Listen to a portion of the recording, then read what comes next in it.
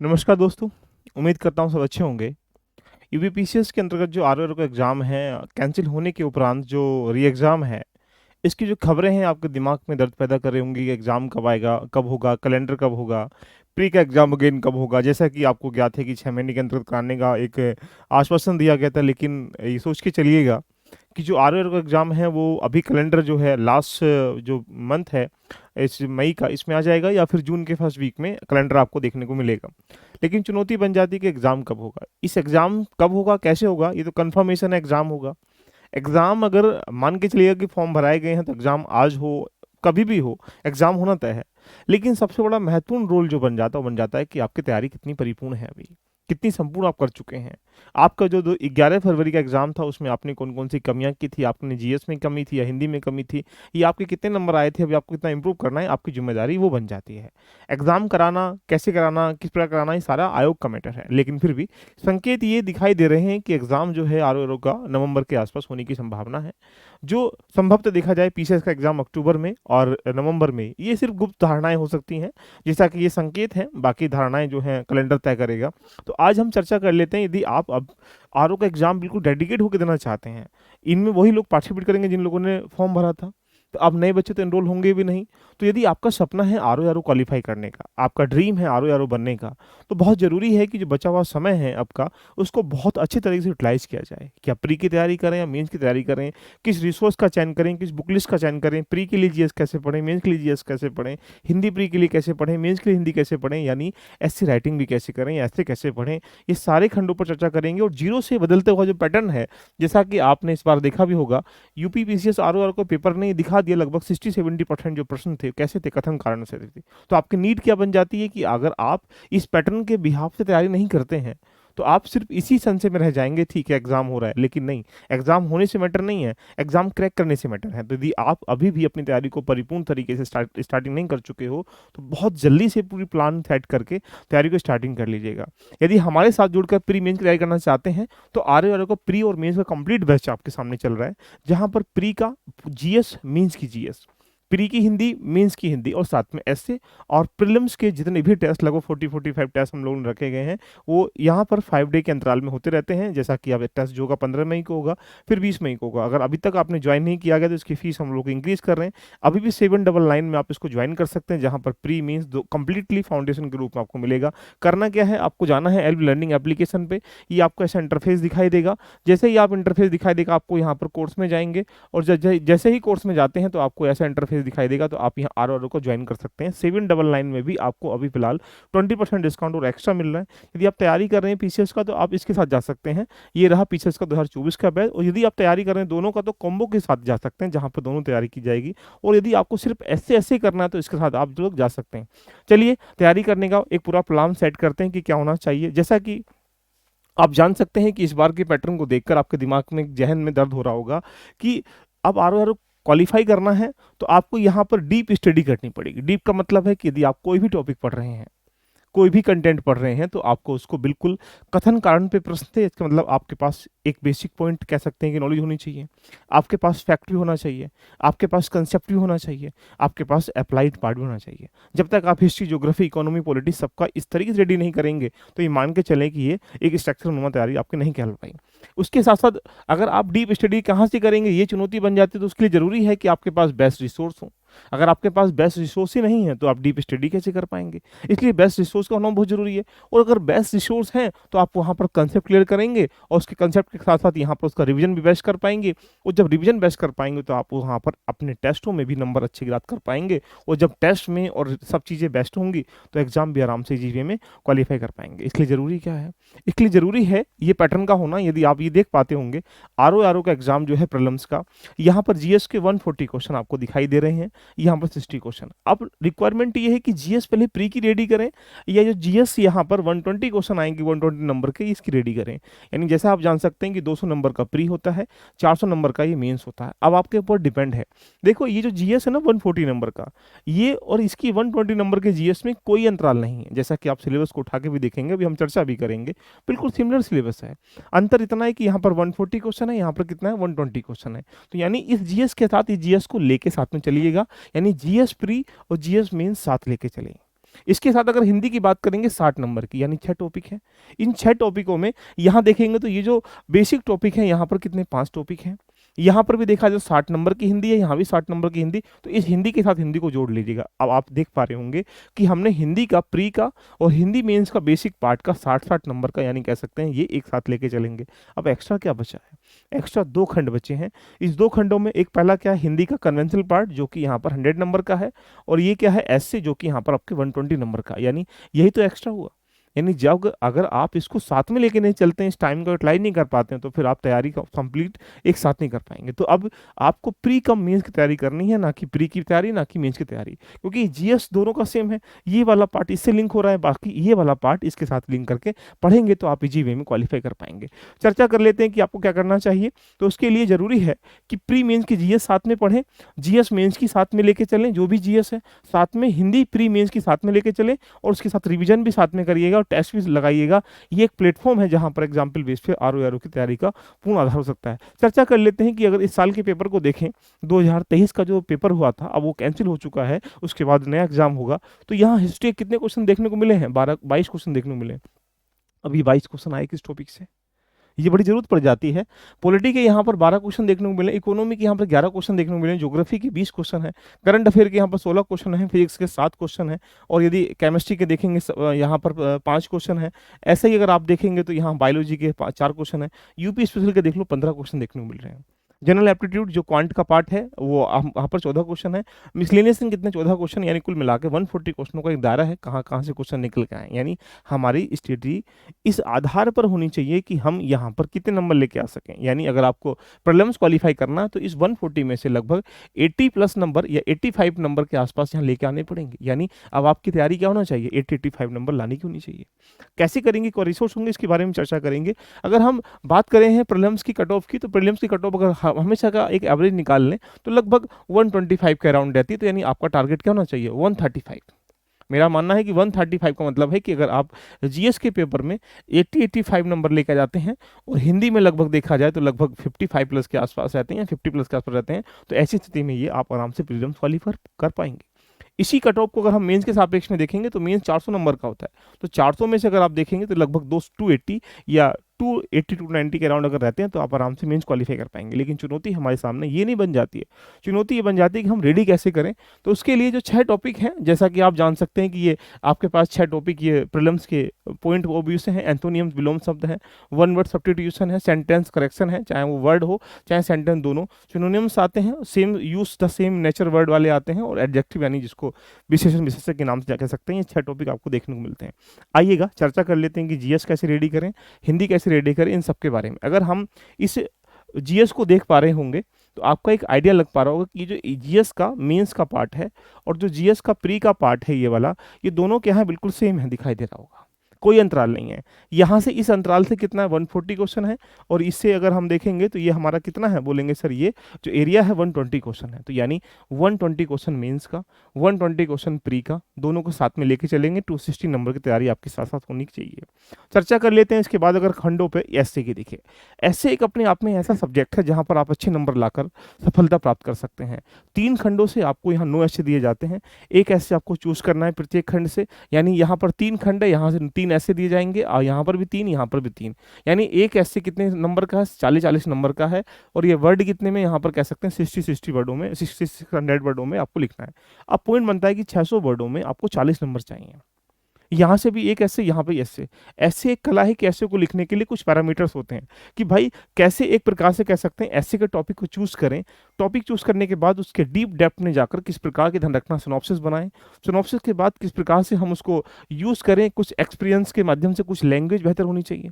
यानी ऐसे लिखने के लिए उसका इंट्रो कैसे हो, उसको प्रोग्राम में कैसे मर्ज करें, आपकी शब्दावली कैसी हो, आपकी कोटेशन कैसी हो, आपके पास डाटा कैसा है, आप कंक्लूजन कैसा है आपका, आप पैराग्राफ से पैराग्राफ कैसे लिंक कर पाते हो। It is a art, because you know, क्योंकि ऐसे एक आर्ट है लिखने की, क्योंकि नॉलेज को तो आप जीएस से इकट्ठा करते हो, उस नॉलेज को कंसाइज वे में ऐसे में इन्वॉल्व करना, यही तो एक कला है।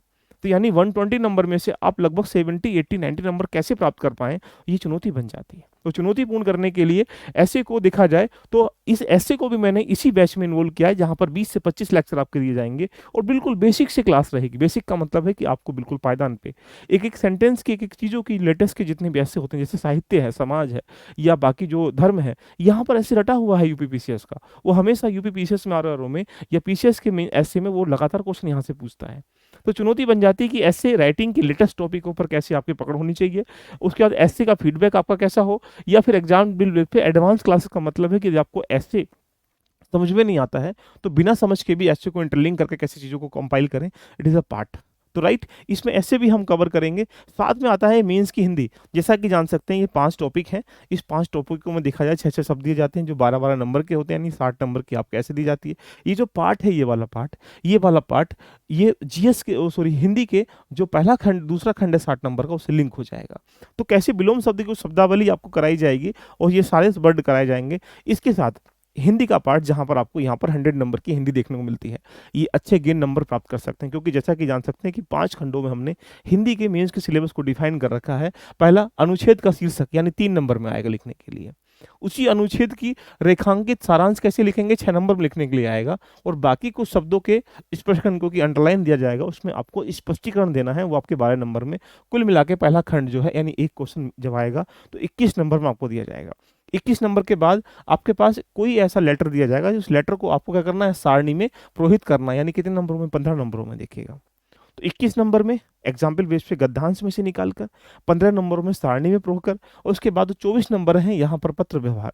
पत्र व्यवहार में सरकारी पत्र क्या होते हैं, शासकीय पत्र क्या होते हैं, अनुस्मारक पत्र क्या होते हैं, आदेश पत्र क्या होते हैं, विज्ञप्ति क्या होता है, प्रतिवेदन क्या होता है, कार्यालय आदेश क्या है, कार्यालय ज्ञाप क्या है, ये सारी कहानी कितना 24 नंबर में। और जैसे ही तीसरा टॉपिक आगे चलेंगे 4 टॉपिक पे, तो कुछ शब्दावली दी जाती है, जैसे अंग्रेजी से हिंदी में कन्वर्ट करना है 5 शब्दों को, हिंदी से अंग्रेजी में कन्वर्ट करना है 5 शब्दों को, और मुहावरे और वाक्यांश यानी कुछ मुहावरे देकर आपसे वाक्यांश लिखवाए जाएंगे। कुल मिला के आपके पास देखा जाए तो 5-5 शब्द कह सकते हैं। 30 नंबर में ये चौथा खंड आपको दिया जाता है। लास्ट खंड जो बचता है कंप्यूटर, वो आपके यहाँ पर देखा जाए 10 शब्दों में 10 नंबरों में कंप्यूटर आता है। तो कुल मिला के हिंदी का 100 नंबर का ये मेंस का पार्ट है। ये मेंस के लिए इंपॉर्टेंट है, प्रीली के लिए इंपॉर्टेंट नहीं। प्री के लिए देखा जाए तो ये वाला खंड आपके लिए प्री और मेंस दोनों से लिंक है। अब बात करते हैं सर यहाँ कैसे रेडी करें। तो हिंदी की स्ट्रेटेजी के लिए आपको बेसिक से हिंदी पढ़नी पड़ेगी, जैसे प्री और मेंस, यानी जो कह सकते हैं कि जो प्री का हिंदी है और मेंस का हिंदी एक साथ लिंक करके पढ़िएगा, और जो मेंस का हिंदी है उसको अलग से पढ़िएगा। साथ में यहाँ पर पार्ट 2 नंबर एडवांस जो हिंदी है उसको अलग से पढ़ेंगे, बेसिक हिंदी को साथ में लेके पढ़ेंगे, और कंसेप्ट और प्रैक्टिस के साथ ही क्लास आपके साथ में मिलेगी। बात कर लेते हैं सर यहाँ पर प्री कम मीन्स में। अगर आप यहाँ पर देखा जाए तो लेटेस्ट आर्टिकल अगर देखें तो स्ट्रेटजी के सापेक्ष में आता है कि हम तैयारी कैसे करें। देखो, सिमिलर वे में हिस्ट्री के लगभग 15 से 20 क्वेश्चन दिए जाते हैं। आपके पास 3 रिसोर्स होने चाहिए। एक रिसोर्स जो आपका बेसिक रेडी कर सके, एक रिसोर्स जो आपका एडवांस रेडी कर सके, और एक रिसोर्स होता है जो आपकी प्रैक्टिस करा सके। अब बेसिक क्या रेडी करेगा, बोलेंगे सर एनसीईआरटी रेडी करेगा। तो एनसीईआरटी की कुछ ऐसी पैरामीटर्स मैं आपको बताऊंगा जो आपके सामने हिस्ट्री के उन खंडों को लेकर कर सकते हैं जो आरओ के एग्जाम के लिए काफी इंपॉर्टेंट बन सकती हैं। दूसरा, एडवांस बुक्स होनी चाहिए, एडवांस नोट्स या एडवांस किताबें, एडवांस आपके पास मेंटर होने चाहिए जो आपको गाइड कर सके इस किताब में। जैसे लक्ष्मीकांत है, लक्ष्मीकांत आरओ के लिए थोड़ी बनी है, लक्ष्मीकांत पॉलिटिक किताब है, लेकिन उस लक्ष्मीकांत से हमें क्या क्या निकालना है, ये हमारी और आपकी चुनौती बन जाती है। रही बात प्रैक्टिस की, प्रैक्टिस कहाँ से करोगे, पीवाईक्यू से करोगे या टेस्ट से करोगे, तो ये 3 एरिया किसी भी सब्जेक्ट को रेडी करने के लिए सबसे महत्वपूर्ण बिंदु कहलाते हैं। बेसिक कितना मजबूत है आपका, उस पर एडवांस कितना आपने रेडी कर रखा है, और साथ में उसकी प्रैक्टिस रिवीजन या टेस्ट कितना कर रखा है। तो इसी क्रम में अगर देखा जाए तो हिस्ट्री के लिए ऑल एनसीईआरटी क्लास नंबर 6 से 12 की, लेकिन कौन सी एनसीईआरटी इसके चर्चा मैं आगे करूंगा, लेकिन फिर भी हिस्ट्री के लिए एनसीईआरटी पढ़ना कंपलसरी है, ये मान के चलिएगा। दूसरा, एडवांस किताब के लिए अगर हिस्ट्री की तरफ जाते हैं तो 3 पार्ट हैं, एंशिएंट है, मिडाइवल है, मॉडर्न है। एंशिएंट में आपको क्या पढ़ना है, मिडाइवल में क्या पढ़ना है, चुनौती बन जाती है। जैसे कि यहाँ अगर हम एंशिएंट की बात करेंगे तो रमेश कुमार शर्मा की आर.एस. शर्मा की किताब है। तो अगर आर.एस. शर्मा की अगर किताब है तो आर.एस. शर्मा की किताब जो है एक प्रकार से कह सकते हैं आरओ के लिए नहीं बनी है, बट आरओ के खंड के रूप में हमें क्या क्या वहाँ से निकालना है इसको मैं मार्क करवाऊंगा आपको। साथ में अगर मिडाइवल की बात करें, सतीश चंद्रा की किताब है, और मॉडर्न डे की बात करें बिल ग्रोवर या स्पेक्ट्रम के बारे में आप जान सकते हैं, काफ़ी अच्छी किताब है। इसके अलावा बहुत सारी मार्केट में किताब हो सकती है, लेकिन इन्हीं में से कुछ खंडों को निकाल कर हम तैयारी करें तो हम अच्छे नंबर ज्ञान कर सकते हैं। और 6 नंबर जो मैंने खाली छोड़ रखा है वो है आपका घटना चक्र। घटना चक्र एक कंप्लीटली सॉल्यूशन नहीं हो सकता। घटना चक्र कुछ सॉल्यूशन के बाद सॉल्यूशन हो सकता है। जैसे मान लीजिएगा आपने बेसिक रेडी कर लिया, एडवांस रेडी कर लिया, इसका मतलब प्रैक्टिस करने के लिए, रिवीजन करने के लिए कुछ शॉर्ट नोट्स होने चाहिए, कुछ लास्ट के क्वेश्चन होने चाहिए, उसके लिए घटना चक्र ही है। बच्चे यही गलती करते हैं कि पहले घटना चक्र को पकड़ लेते हैं और पढ़ना स्टार्टिंग कर लेते हैं। घटना चक्र पढ़ने का जब तरीका बेस्ट होता है जब आपने सब चीज़ रेडी कर रखी है। इसी प्रक्रिया में अगर देखेंगे तो ये ज्योग्राफी का पार्ट है। ज्योग्राफी में क्लास नंबर 11th की एनसीईआरटी बहुत सफिशिएंट है, बहुत आपको पढ़ना पड़ेगा, उसमें से कुछ टॉपिक को मार्क करना पड़ेगा। ऐसे ही अगर हम जाते हैं बुक्स की तरफ तो माजिद हुसैन सर की किताब या परीक्षा वाणी को आप फॉलो कर सकते हैं, और नंबर 6-7 में जाएंगे तो यहाँ पर भी घटना चक्र निकल के यहाँ से आ जाएगी। बात कर लेते हैं यहाँ पर अगर इंडियन इकोनॉमी की, तो इंडियन इकोनॉमी के लिए भी आपको अगर देखा जाए तो एनसीईआरटी की किताब सबसे मस्ट है। क्लास नंबर 11th की 12th की एनसीईआरटी आपको फॉलो करनी चाहिए, उसमें से कुछ टॉपिक अगर हम चर्चा करेंगे। इकोनॉमिक सर्वे बहुत जरूरी है, बाकी बहुत परीक्षा वाणी किताब आती है, प्रत्यक्ष दर्पण की किताब आती है, यानी बहुत सारी ऐसी किताबें आ सकती हैं जो आप फॉलो कर सकते हैं। लास्ट में देखा जाए तो घटना चक्र को यहाँ पर फॉलो करिएगा, काफ़ी अच्छे क्वेश्चन यहाँ से मिल जाएंगे।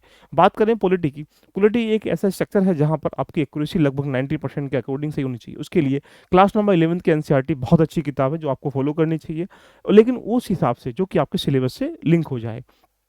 साथ में बेयर एक्ट, जो कि हाँ बाकी जितनी भी घटनाएं हैं वहाँ पर देखने को मिलती हैं, जैसे कि आर्टिकल्स हैं, कुछ चीज़ें डायरेक्टली यूपीपीसीएस आरओ में डायरेक्टली आर्टिकल से क्वेश्चन पूछ लेता है, वो भी आपका रेडी होना चाहिए। बात करते हैं इंडियन में लक्ष्मीकांत। लक्ष्मीकांत है परीक्षा वाणी, कोई भी किताब का देखा जाए तो किसी भी एग्जाम की किताब के लिए प्रिपेयर रुक नहीं बनती है। उसमें से एग्जाम के लिए क्या क्या निकालना है ये आपके लिए मेंटोर या आपकी चुनौतीपूर्ण तरीके से एक विषय बन जाता है। बात करेंगे यहाँ पे 5 नंबर की, तो ये जो छोड़ा है मैंने, ये छोड़ा है मैंने घटना चक्र के लिए। तो घटना चक्र स्टार्टिंग से नहीं पढ़नी है, पहले आप बेसिक रेडी करें, एडवांस रेडी करें, प्रैक्टिस करें, तब जाके घटना चक्र को फॉलो करना स्टार्टिंग करेंगे तो अच्छा आउटपुट निकल के आ जाएगा। घटना चक्र एक प्रकार से कह सकते हैं कि सब चीज़ें रेडी करने के बाद रिवीजन करना, फॉर्मेटिंग करना, या फिर कुछ ऐसे शॉर्ट नोट्स में आपका अभ्यास करने के लिए काफ़ी महत्वपूर्ण किताब बन जाती है घटना चक्र। लेकिन स्टार्टिंग के लिए आप सोचो कि घटना चक्र को पढ़ के हम क्वालिफाई कर लेंगे, तो वो कंप्लीटली, इस बार का पेपर आपने देखा भी होगा किस तरीके से क्वेश्चन को लेवल को घुमा रहा था, इसके आप पहचान हो सकते हैं। इन्वायरमेंटल की बात करेंगे तो इसके लिए भी बायोलॉजी के लास्ट जो चैप्टर हैं 12th एनसीईआरटी के, आपको वो फॉलो करने पड़ेंगे। साथ में शंकर आईएएस है या फिर बाकी अन्य परीक्षा वाणी किताब है, उसको फॉलो कर सकते हैं। और सबसे लास्ट में जब जाएंगे तो क्या हो जाएगा, घटना चक्र यहाँ से निकल के आ जाएगा।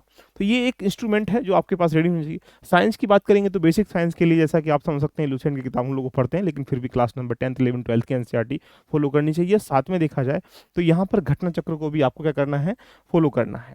राइट में अगर बात करें करंट अफेयर एक ऐसा सब्जेक्ट है जहाँ पर लगभग 15-20 क्वेश्चन हर साल देखने को मिलते हैं, या जब जब भी आरओ का एग्जाम होता है या पीसीएस का एग्जाम होता है तो उसके लिए जरूरी है। करंट अफेयर के कई सारे खंड हो सकते हैं। एक खंड वो है जो मैगजीन से पढ़ते हैं, एक खंड वो जो सरकारी हम वेबसाइट से या योजना मैगजीन जिनसे भी पढ़ते हैं, एक खंड वो है जो हम किसी यूट्यूब पे किसी टीचर से पढ़ते हैं। तो ये जो टीचर वाला या बाकी इंस्टीट्यूट वाला खंड है, ये बात का अभी एग्जाम कब होगा, नवंबर में होगा, अक्टूबर में होगा, या जब भी होगा, ये मान के चलें कि जनवरी से करंट अफेयर इंपोर्टेंट कहलाएगा। तो जनवरी से लेकर तब तक का करंट अफेयर हमें रेडी करना है। इसके लिए आप पीआईबी रिपोर्ट को फॉलो करिएगा, कुछ गवर्नमेंट मैगजीन को फॉलो करिए, गवर्नमेंट वेबसाइट को फॉलो करिएगा, बाकी हम भी इसके साथ लेके आपके सामने चलेंगे। तो कुछ एरिया है जिन एरिया को लेकर आप आरओ की तैयारी को पूर्ण कर सकते हैं। लेकिन मैं अगर कहूँगा तो यदि आपने अभी पूरा ब्लूप्रिंट सेट नहीं किया है और यदि आप आरओ का एग्जाम दे रहे हैं तो ये मान के चलिएगा कि अब अपनी स्ट्रेटेजी को आपको बेस्ट करने के लिए इस जीएस के साथ इस जीएस को लिंक के लेके चलिएगा, और इस हिंदी के साथ इस हिंदी को लेके चलिएगा। ओनली यहाँ पर मेंस की हिंदी और एसए को अलग से लेके चलिएगा।